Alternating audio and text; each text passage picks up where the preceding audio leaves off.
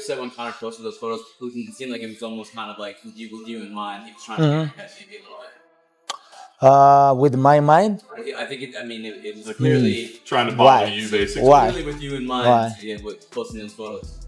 I don't know. It's nothing changed, bro. Like, when cage closed, nobody can help me. Nobody.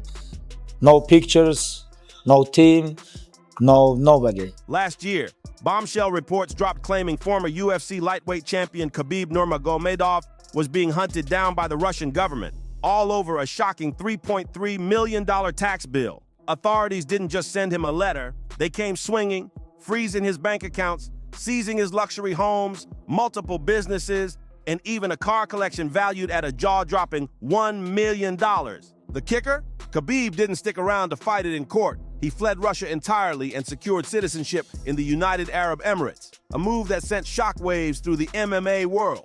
What made it all the more bizarre was that Khabib wasn't just some athlete to the Kremlin. He was considered a national hero, a man who had President Vladimir Putin himself in his corner. So why was Russia suddenly coming after him so viciously? The truth is, this wasn't just business, it was personal. That's exactly what we're unpacking in this video. My father gonna smash me when I go home because I know he's gonna smash me. And Nevada, sorry. Vegas, sorry. And Alhamdulillah, undisputed, undefeated UFC lightweight champion. Thank you so much. And I'm very proud about, like, all media talk about, he take picture with Putin, something like this. He just called me and he said he very proud of me. I win. And he said congratulations. And you know, I told you guys, everything I'm gonna change 6 October and I do this. Alhamdulillah, thank you so much. The real story behind how one of the greatest fighters of all time managed to get on the wrong side of one of the most powerful governments in the world. And credit where it's due, a lot of this information comes from the YouTube channel Snap Jitsu. So if you're hungry for more deep-cut MMA breakdowns, definitely check his work out. MMA fans first caught wind of Khabib's unusual closeness with Putin back in 2018.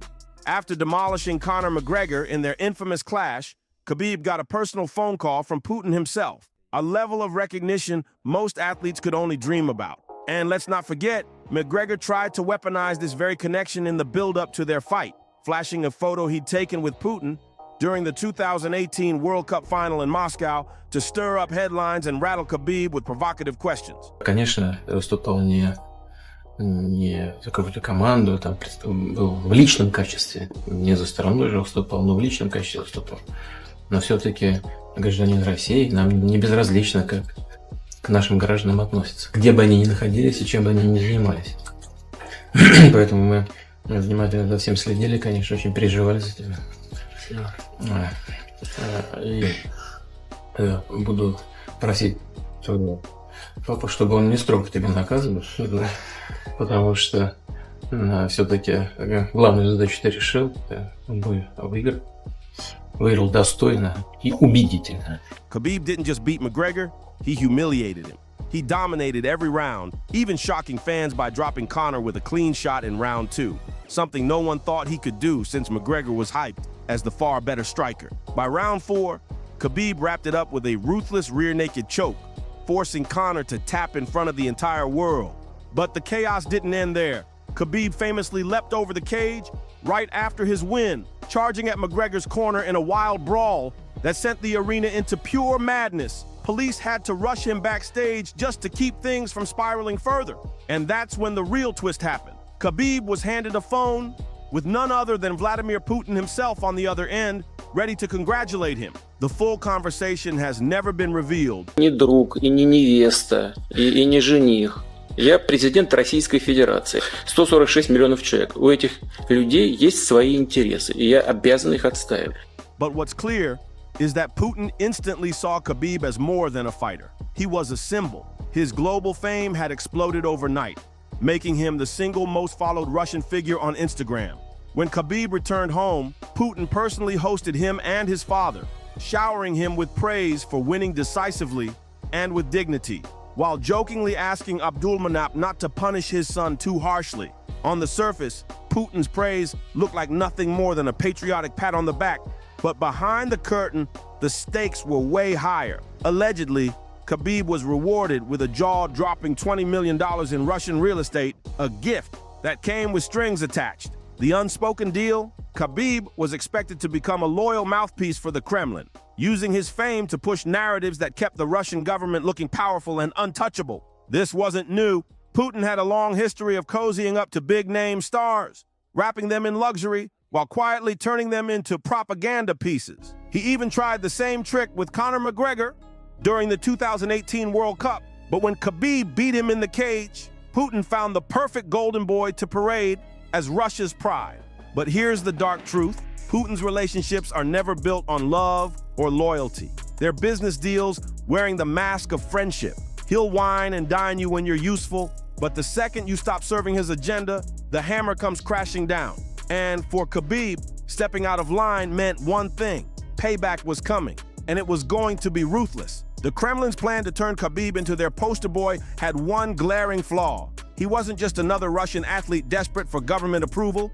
Khabib was a global superstar, adored across the Muslim world, and his influence extended far beyond Moscow's control. That kind of power gave him options, and Putin's circle hated that. Unlike other celebrities who folded under pressure, Khabib was a strong-willed figure who never played by anyone's script. And that stubbornness quickly put him on the wrong side of Ramzan Kadyrov, the ruthless Chechen leader and one of Putin's most feared allies. Kadyrov was infamous for forcing fighters into humiliating rituals, staged sparring sessions where they were expected to let him dominate them, symbolically bowing to his authority.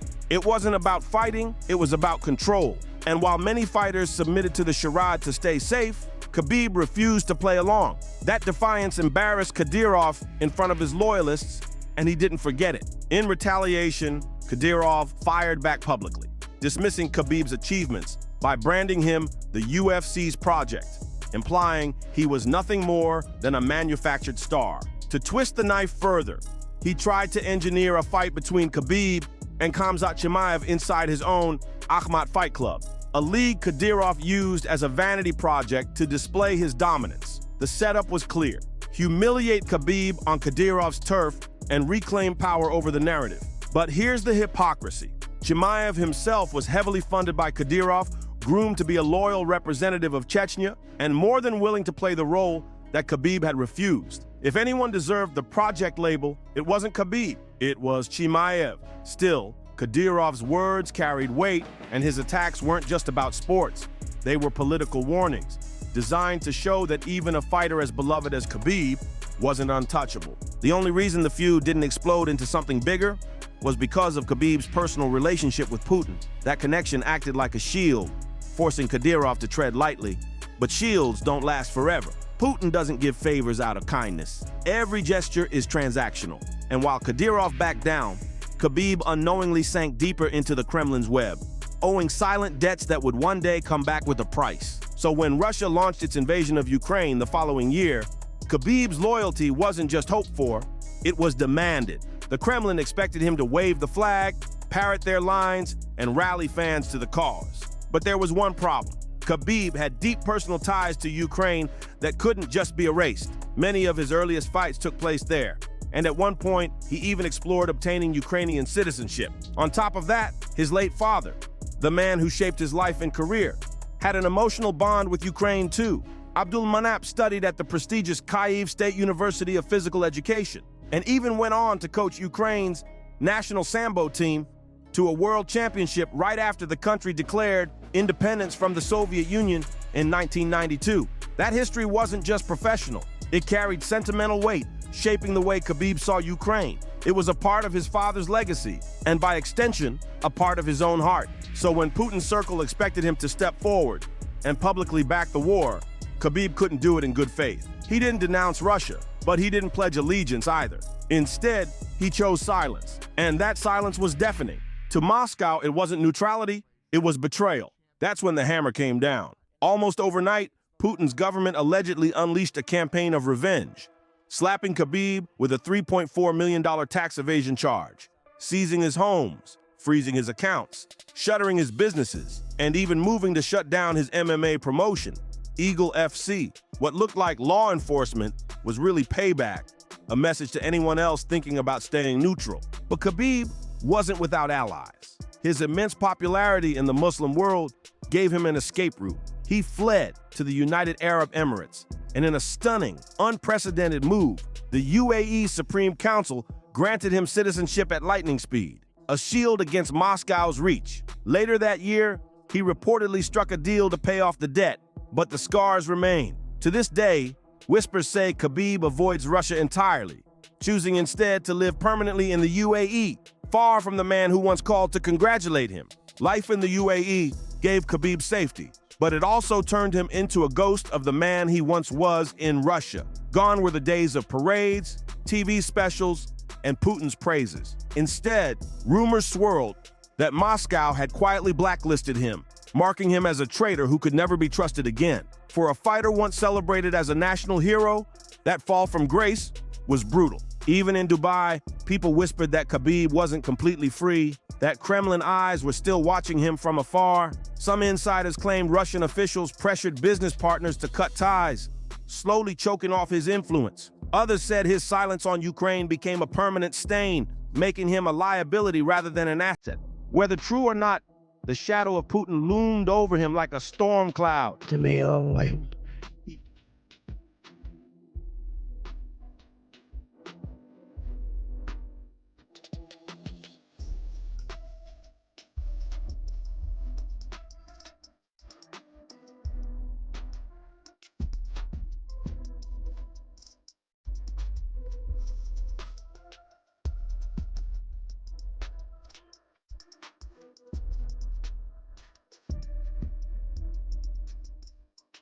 And the damage didn't stop at politics. His MMA promotion, Eagle FC, once hyped as the next big thing in combat sports, struggled to stay alive after Russia pulled the plug on its home operations. Fighters complained about unpaid contracts, events were postponed, and sponsors quietly disappeared. The empire Khabib tried to build outside the octagon was collapsing brick by brick. But here's the twist. While Moscow wanted him broken, the Middle East embraced him.